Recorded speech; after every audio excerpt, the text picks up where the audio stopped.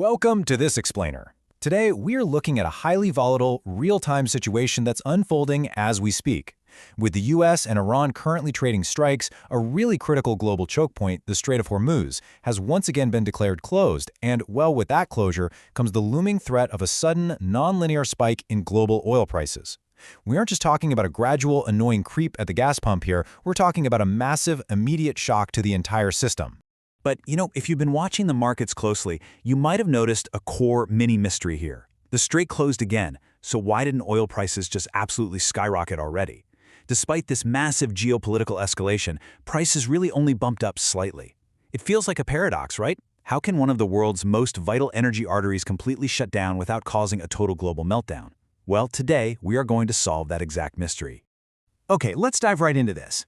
We're going to break this down into three parts. First, dangerously low global inventories. Second, shifting market expectations. And third, Ukraine's strikes on Russian refineries. Section 1. Dangerously low global inventories, a disappearing buffer.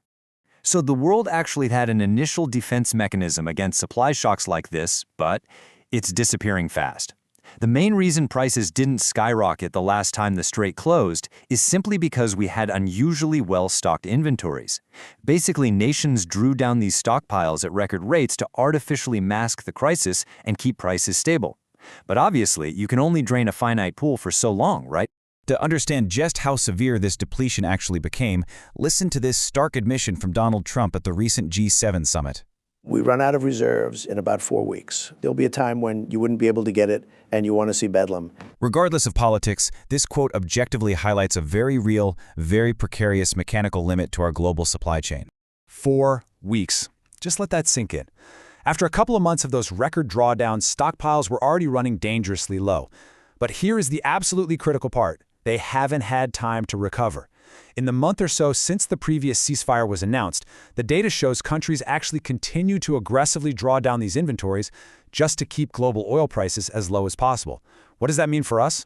It means the world is walking back into a renewed conflict with literally zero cushion left to absorb any further drops in supply.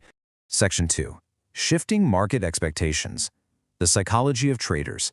Now, what's really interesting here is the psychology of oil traders. To look past physical barrels of oil and understand the market, we have to look at what traders are actually buying and selling on a daily basis. When people talk about oil prices, they usually aren't buying a physical barrel of oil today. Instead, they trade what's called a near-month futures contract. That's essentially an agreement to receive oil in a month or two. As long as they offload that contract in time, they never actually have to touch a drop of real oil. During previous historical oil crises, everyone would inevitably panic and dive straight into buying these futures contracts to guarantee they had access to oil. And that mass panic? That's what heavily drives up the market price. But this last time around, many traders did something totally different. They bought insurance instead. This highly developed insurance market meant that if prices suddenly spiked, traders would just get a financial payout.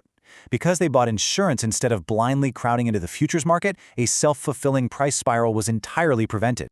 But you gotta ask, why did traders buy insurance instead of futures? Well, they made a calculated bet against escalation. The market essentially bet that the US administration would chicken out and not tolerate a prolonged surge in oil prices. And that calculation was based on two main things: a fear of high US pump prices angering voters right before the midterms, and the need to protect nervy AI-affected stock markets that just tend to plummet on any bad news. Traders basically assumed the political and economic risks were way too high for the US to escalate. So the crucial point is that this calculus has fundamentally changed. The events of the past few days strongly suggest that the US has decided the costs of backing down actually outweigh those midterm and stock market concerns. The war has restarted. This proves the last ceasefire wasn't sustainable, and it entirely erodes whatever trust was left in the market. As expectations violently adjust to this new reality, traders who previously relied on that safe insurance are very likely to panic and flood the futures market. And that rush, that will cause prices to spike much, much faster this time around. Section 3. Ukraine strikes Russian refineries, compounding the stress.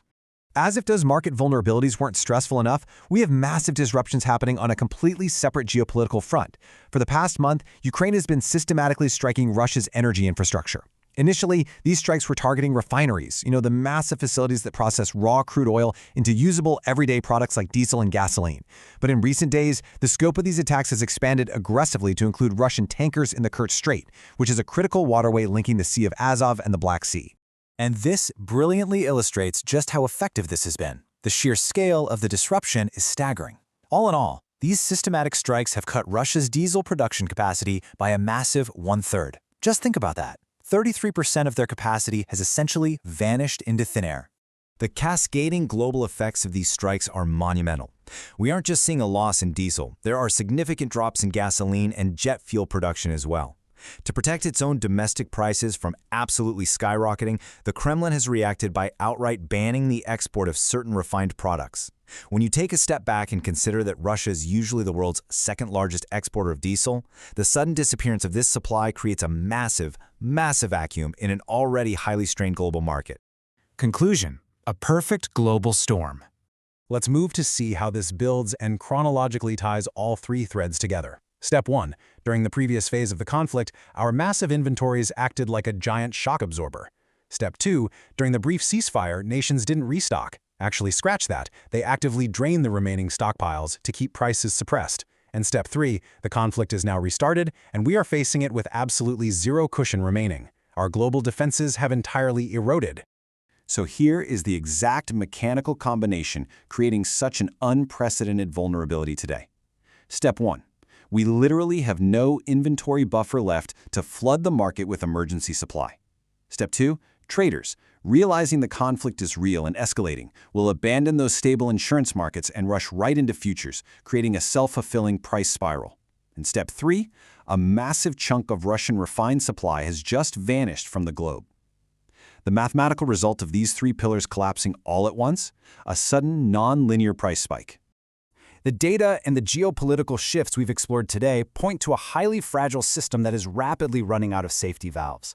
Just because the world managed to avoid a sudden spike last time absolutely does not mean we're going to avoid it this time around. Which leaves us with a critical question to consider. When the global oil market finally snaps, how will your local economy weather the sudden storm? Think about how deeply intertwined affordable energy is with your daily life, from the cost of your groceries to the stability of the businesses in your hometown. Thank you so much for joining me for this explainer, and definitely keep a very close eye on the markets in the weeks ahead.